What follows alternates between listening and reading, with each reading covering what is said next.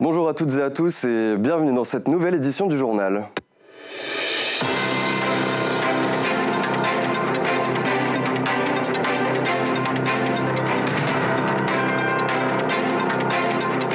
Le retour des gestes barrières. Le gouvernement remet notamment sur la table le port du masque dans les transports en commun.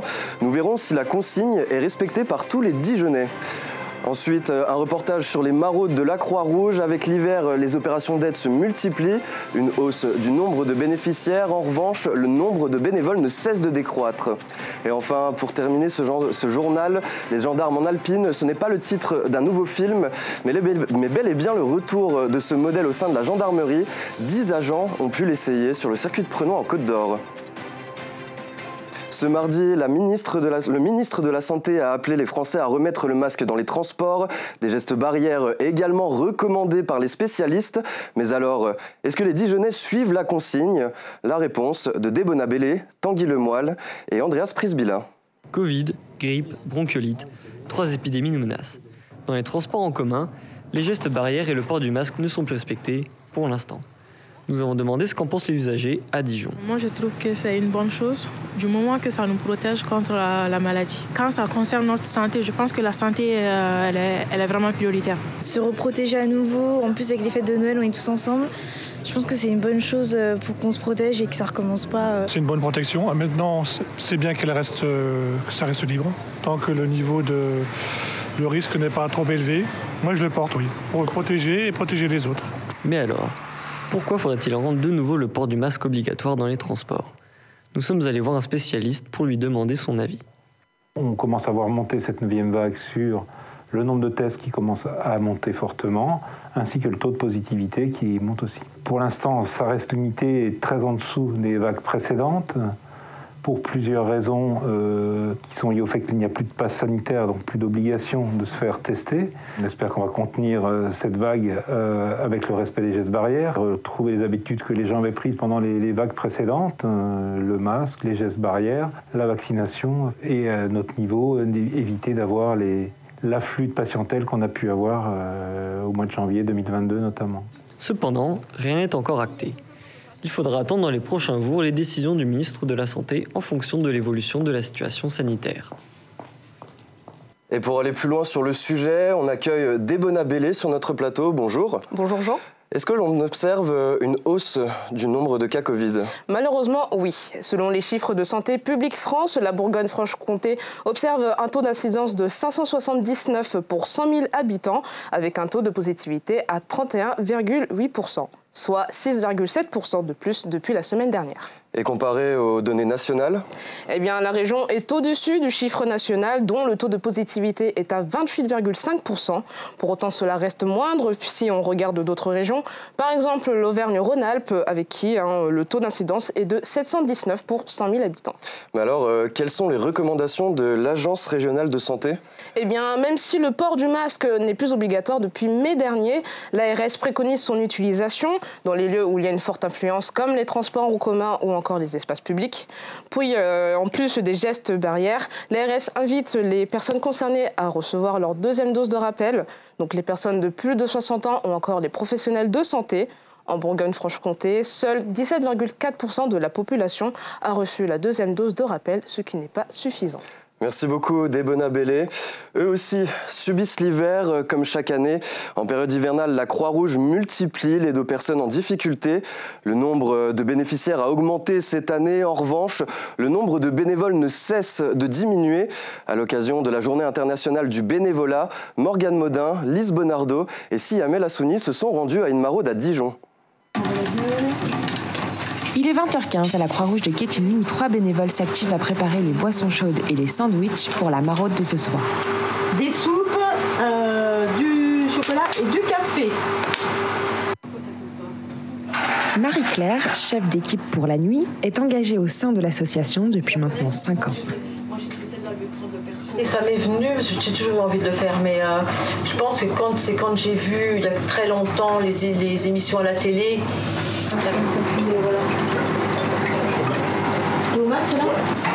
Il est 20h40. En avant, Guingamp. Direction le centre-ville de Dijon. Durant le trajet, Marie-Claire a été contactée par le 115 qui l'a avertie de la présence de 2 potentiels bénéficiaires place d'Arcy. On vient voir si on voit ces 2 personnes pour leur apporter une boisson chaude, savoir comment ils vont, etc. Mais pour l'instant, on ne les voit pas. Alors que le thermomètre affiche 0 degré, Marie-Claire ne retrouvera pas ces 2 personnes. Tout comme un autre habitué, parti peu avant leur arrivée. Pierre, c'est la Croix-Rouge!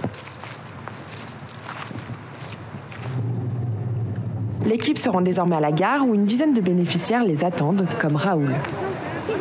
Je viens de Portugal. Je vais voir ma fille en Allemagne et je reste là-bas.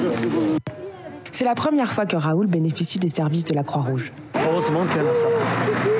Un petit peu pour les gens qui sont dans la route. L'équipe continue sa tournée jusqu'à tard dans la nuit, dans les rues désertes de la capitale des Ducs. Je sais pas comment on dit, la Croix-Rouge. Il est minuit. La maraude se termine pour nos bénévoles, mais la nuit est loin d'être finie. Retour au local où il faut désormais nettoyer le matériel et les tenues utilisées.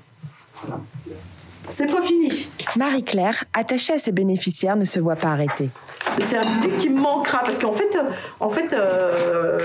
moi je les aime bien. Ça va, je suis costaud, hein. Alors, c'est tout bon là. Hop. Encore. On change de sujet à présent. Vous l'avez sans doute remarqué, la Coupe du Monde de football bat son plein. Un événement qui réveille la conscience des parieurs. Leur nombre a explosé, notamment chez les buralistes.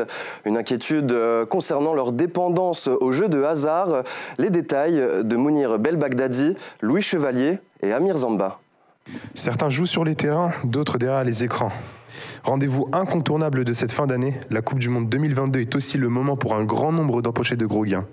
Paris du cœur ou analyse technique, chaque but vaut alors véritablement de l'or. Alors on a certaines personnes qui n'arrivent pas à s'arrêter.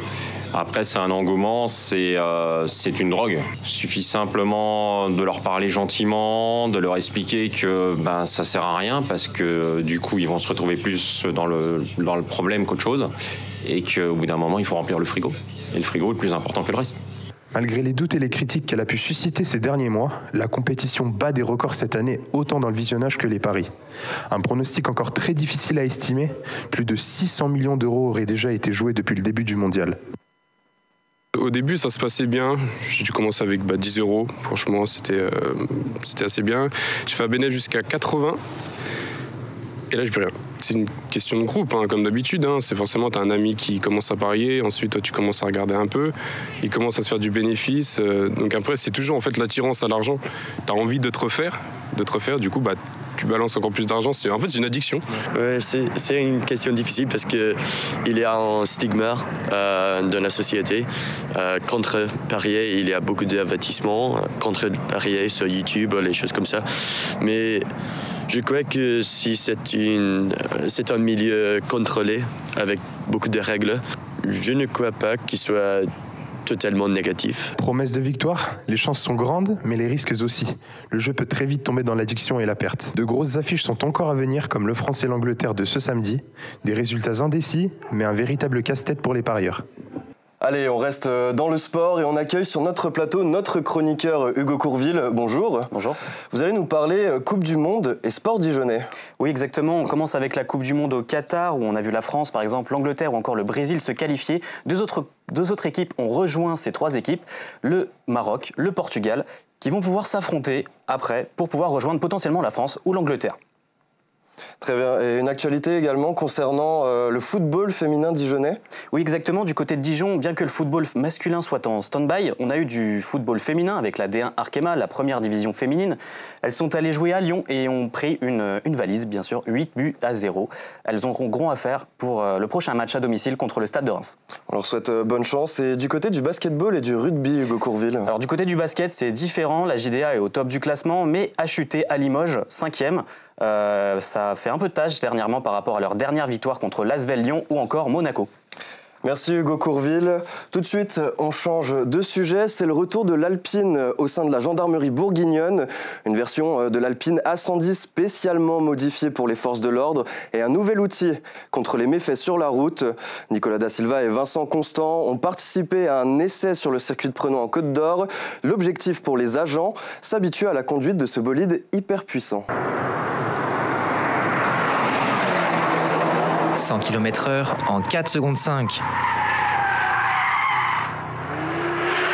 Un moteur de 252 chevaux pour une vitesse de pointe de plus de 250. La nouvelle Alpine A110 rejoint les rangs de la gendarmerie bourguignonne. Et quoi de mieux qu'un circuit pour repousser les limites du bolide et de son conducteur. On a vérifié que tout se passe bien, donc on fait plus attention. On peut peut-être reprendre des mauvais réflexes qu'il faut absolument éviter. Et ces journées-là sont faites pour ça, pour nous montrer, regarde là, c'est pas bon ta trajectoire, regarde ton freinage n'est pas assez agressif. Les gendarmes sont accompagnés d'un formateur réserviste lors de cette session d'entraînement pour prendre leur marque sur un circuit. Au-delà de la particularité du véhicule, ça demande à travailler ses réflexes, à travailler sa projection de regard, son freinage, position à l'intérieur du véhicule, etc. Donc c'est sans cesse qu'il faut savoir répéter.